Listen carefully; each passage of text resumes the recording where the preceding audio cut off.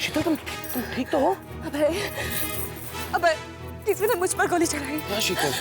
किसी ने मुझ पर गोली चलाई अबे। कौन था वो? कौन मारना चाहते है तुम्हें? वो मुझे मार डालेगी। वो मुझे मार डालेगी अबे। कौन? वो सुनीति। सुनीति? सुनीति मुझे मार डालना चाहती है। सुनीति मुझे मार डालना चाहती है अबे। पागल मत बनो सुनीति, ऐसा सोच भी यकीन करो। वो मुझे मार डालना चाहती है। वो तुम्हें पाना चाहती है और तुम्हें पाने के लिए वो मुझे मार डालना चाहती है। शीतल तुम उसे भूले नहीं हो ना अभी तक और ना कभी भूलोगे उसे। और इसलिए तुम उसकी गाड़ी चला देना चाहती थी? अभी तो मुझे भूलोगे नहीं। तुम ही ने कहा होगा उससे मुझे मार डालना। गॉड। शीतल शीतल प्लीज पागल मत बनो, होश में आ शीतल। ना सुनीति ऐसा चाहती और ना ही मैं चाहता हूँ शीतल। अरे अगर ऐसा होता तो फिर मैं यहाँ क्यों आता? हाँ, तुम्हारे पास रहने क्यों आता मैं? जवाब दो शीतल, जवाब दो। तुम मुझे छोड़ के चले जाओगे। मैं कहीं नहीं जाऊंगा शीतल, तुम्हारे पास हमेशा रहूंगा, हमेशा। अब चलो शीतल, चलो अंदर चलो शीतल, पुलिस को भी फोन करना। चलो चलो।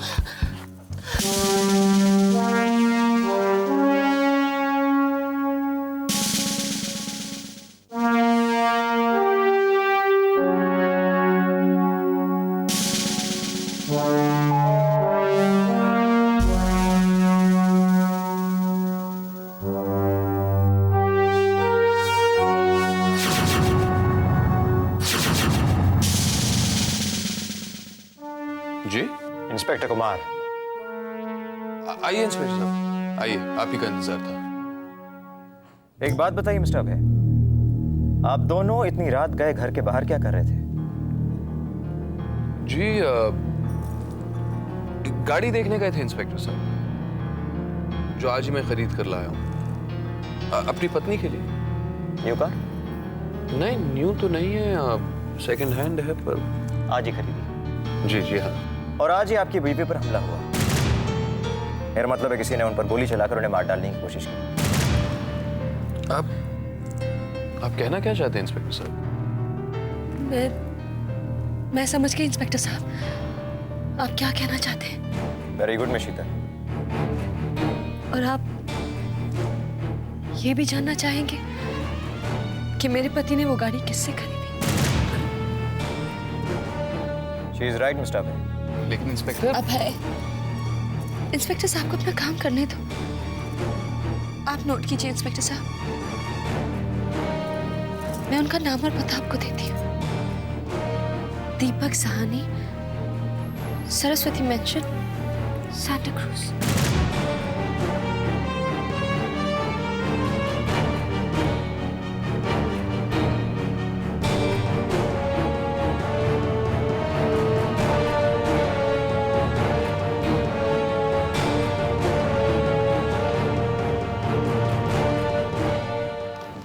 ये सारी अमीर औरतें हैं ना, पागल होती है, पागल। देख गुड्डू, तू मेरी मेम साहब के बारे में ऐसा मत बोल। सुबह सुबह में मेरा दिमाग मत खराब कर।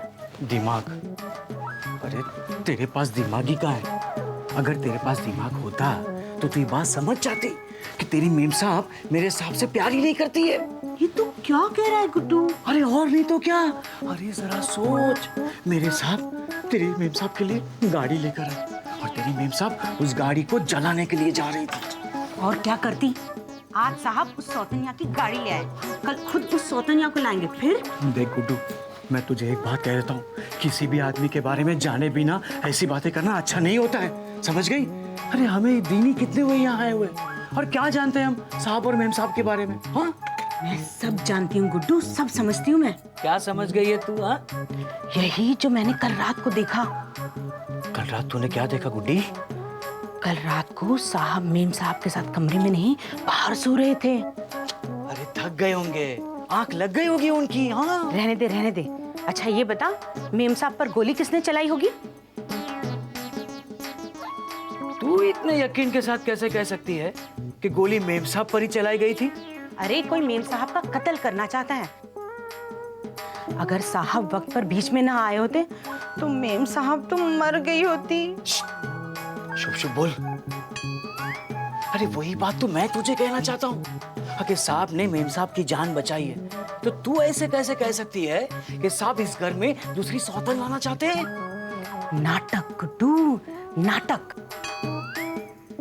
तेरे साहब ये नहीं चाहते कि मेरी मेम साहब को उन पे कोई शक हो। नाटक मतलब तू ये कहना चाहती है कि साहब ने मेम साहब पे गोली चलाने का नाटक किया होगा?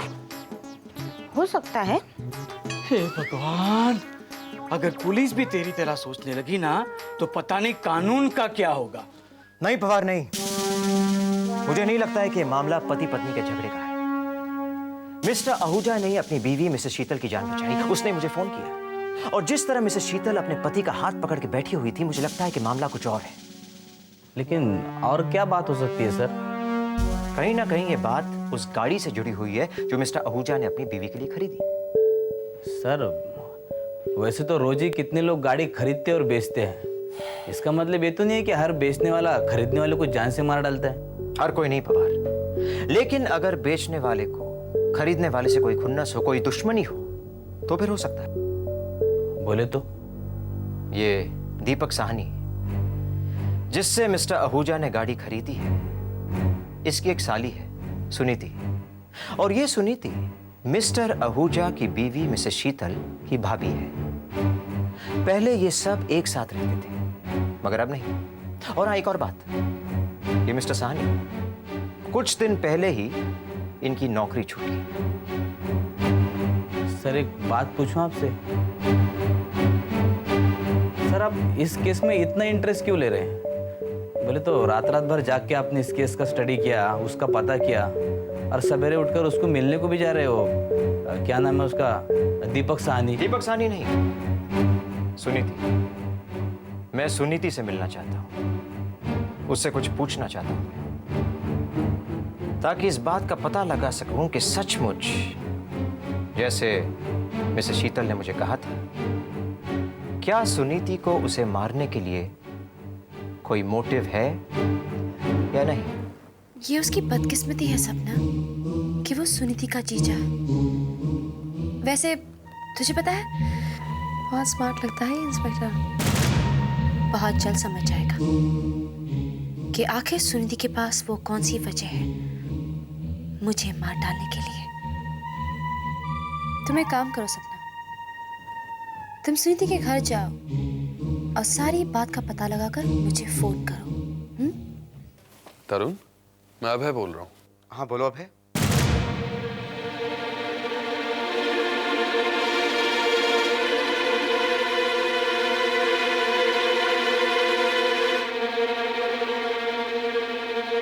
तो वो इंस्पेक्टर यहाँ आ रहा है।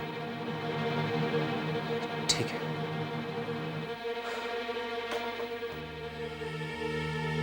क्या बात है तरुण? अभय का फोन था शीतल दी के घर से। ये तो अच्छा हुआ सुनीति के कहने पर अभय शीतल दी के घर चला गया, नहीं तो हमें शीतल दी की इस नई चाल का पता ही नहीं चलता। अब कौन सी चाल चल रही हो? क्या कहा अभय ने? जीजू, क्या आपको पता है जिस आदमी ने आपसे गाड़ी खरीदी वो अभय का आदमी था? क्या? पता नहीं अभी तक कैसे कैसे सवाल पूछ लिए होंगे इंस्पेक्टर ने सुनीति से। किसे फोन कर रहे हो पति? वसंत को। वसंत वो गाड़ी का सौदा फाइल कर रहा है। तो करो ना, फोन क्यों रख दिया? जान, अब तुम आ गई हो, फोन करने के लिए तो पूरा दिन है। जानते हो, जब तुम यहाँ नहीं थे ना तो मैं बहुत डर गई थी अकेले। अच्छा, मेरी बेचारी शीतल। पर डरी क्यों? तुम्हारे वो दो जोकर तो यहीं थे। लेकिन मुझे तो बस तुम ही बचा सकते हो ना उस सुनीति से। क्या बात है, तुम लोग ऐसे क्यों बैठे हो? अच्छा वो तुम आगे सुनी थी, तुम गई कहाँ थी? रिलैक्स जीजू, मैं मंदिर गई थी। और तुम लोग टेंशन में क्यों हो? शीतल उस इंस्पेक्टर को यहाँ भेज रही है। इसका मतलब ये तो नहीं कि इंस्पेक्टर मुझे गिरफ्तार करके ले जाएगा। सुनीति, लेकिन तू इन पुलिस वालों को जानती है ना, कैसे कुरेद कुरेद के सवाल पूछते हैं। और तेरे अभय और शीतल के बीच ऐसे कितने सवाल हैं। हाँ दीदी, लेकिन आज तक मैंने हर सवाल का जवाब सच में दिया है, और आज भी मैं वही करूंगी। मेरे पास छुपाने के लिए ऐसा कुछ भी नहीं है। चिंता तो मुझे शीतल की हो रही है। शीतल दी की?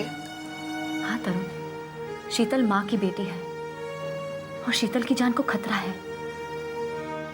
ऐसा कौन है जो शीतल को मार डालना चाहता है? यही जानने के लिए तो इंस्पेक्टर यहाँ आ रहा है। लेकिन उस इंस्पेक्टर को पता नहीं चलना चाहिए कि हम जानते हैं कि वो यहाँ क्यों आ रहा है। नहीं तो वो सोचेगा कि हमें ये बात कैसे पता चली।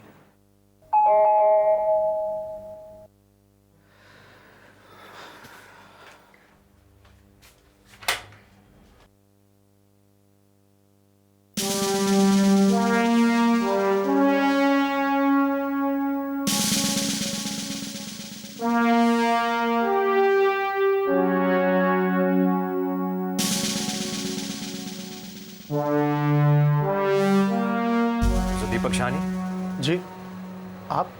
क्या? ये आप क्या कह रहे हैं इंस्पेक्टर? कल रात किसी ने शीतल को मारने की कोशिश की? जी हाँ, उसी वक्त जब वो अपने पति के साथ वो गाड़ी देख रही थी जो गाड़ी उसके पति ने मिस्टर दीपक साहनी से ली थी, उसके लिए। आप कहना क्या चाहते हैं? इट इज पॉसिबल शीतल पर उसी वक्त गोली चली हो, यह बात एक इत्तेफाक हो या फिर ना हो। अपनी चीज किसी और की होते हुए देख इंसान को बहुत तकलीफ पहुंचती है। क्यों? आप मुझ पर इल्जाम लगा रहे हैं इंस्पेक्टर। इट्स ओके जीजू, इंस्पेक्टर सिर्फ वही कर रहे हैं जो शीतल ने इनसे करने को कहा है ना इंस्पेक्टर? आपको कैसे पता है शीतल ने कहा है? क्योंकि मैं शीतल को बहुत अच्छी तरह से जानती हूँ। कई सालों तक मैंने उसके साथ ऑफिस में काम किया, उसका कुलीग बनकर, और फिर उसके साथ उसके घर में रही, उसकी भाभी बनकर। मगर अब ना तो आप उसके घर में हैं और ना ही ऑफिस में। दोनों जगहों से शीतल ने मुझे निकाल जो दिया, और इसीलिए बदला लेने के लिए मैंने अपने जीजू से कहा कि वो शीतल को मार दे, और उन्होंने हाँ कह दी। सुनीति, ऐसा करना तो दूर, तू ऐसा सोच भी नहीं सकती है। ऐसा मैं नहीं, ऐसा शीतल सोच रही है। Am I right, inspector? Yes, you're right. मगर इसका मतलब ये नहीं है कि मिसेस शीतल रॉन्ग है। वो रॉन्ग है इंस्पेक्टर, शी इज रॉन्ग। अगर मुझे शीतल को मारना होता तो मैं उसे उसी दिन मार डालती जिस दिन उसने मुझे जलील करके दर्पण के ऑफिस से निकाला था, या उस दिन मार डालती जब शीतल की वजह से मैंने अपना बच्चा खोया, या फिर उस दिन मार डालती जब उसने मेरा प्यार छीनकर अभय से शादी की, या उस दिन मार डालती जब उसने मुझे मजबूर करके अपने घर से निकाल दिया। पर मैंने ऐसा नहीं किया इंस्पेक्टर, मैंने ऐसा नहीं किया। आप जानना चाहते हैं क्यों? क्योंकि हर वक्त शीतल की मां मेरे साथ थी, और आज भी है। औलाद की गलती की सजा मैं उसकी मां को क्यों दूं?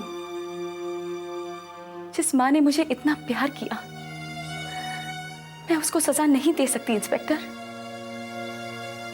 जो मां मौत से लड़कर आज ठीक हो रही है, मैं उसे तकलीफ क्यों पहुंचाऊं? अगर आपको मेरी बातों पर विश्वास नहीं हो रहा, तो आप खुद मेरे साथ चलकर मां की हालत देखिए। चलिए, आइए मेरे साथ। आइए, ये हमारी मां है।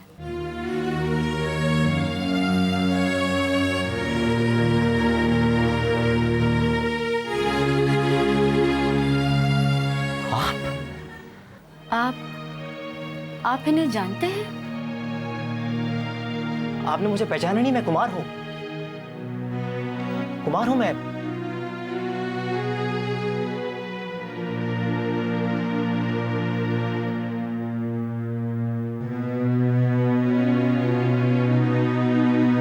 आज मैं जो कुछ भी हूं आपकी बदौलत हूं, और आप मुझे पहचान तक नहीं पा रही हैं।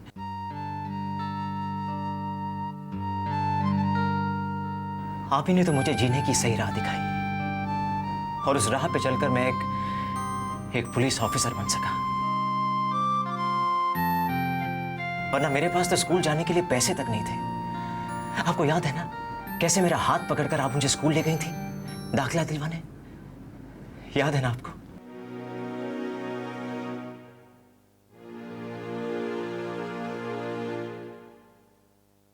माँ बोल नहीं सकती। क्या क्या हो गया? इंस्पेक्टर कुमार, आप प्लीज बाहर आइए।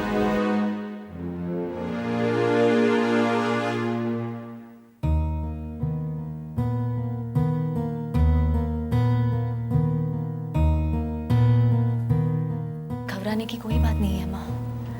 वो दरअसल जीजू की गाड़ी का एक्सीडेंट हुआ था ना, उसी के सिलसिले में इंस्पेक्टर कुमार आए थे। बातों बातों में आपका जिक्र निकला तो उन्होंने आपको मिलने की ख्वाहिश जाहिर की, पर हम नहीं जानते थे माँ कि वो आपको जानते हैं। माँ, इंस्पेक्टर कुमार आपको कैसे जानते हैं?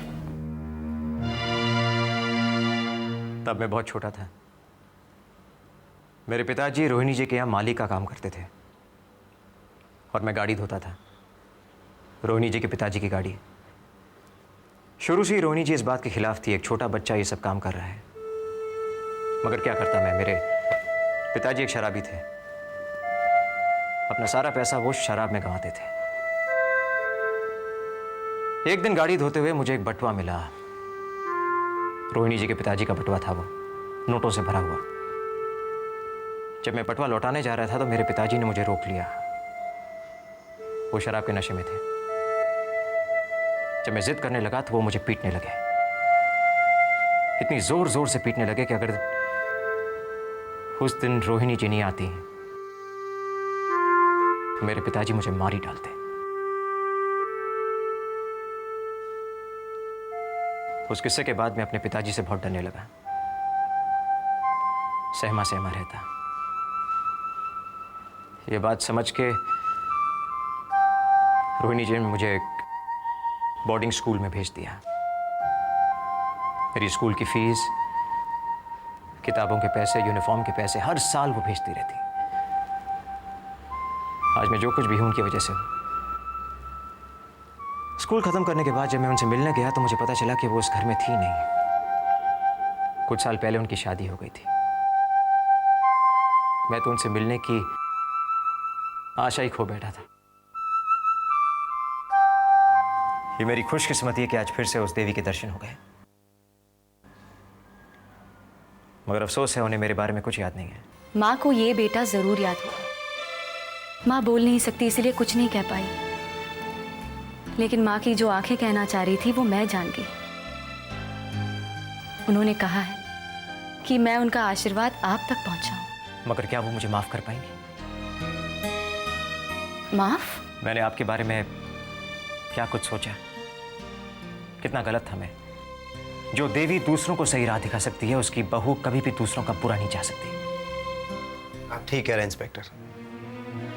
माँ की नेकी के साए में बुराई पल ही नहीं सकती है। पर उनकी बेटी उनके साए से बहुत दूर हो गई।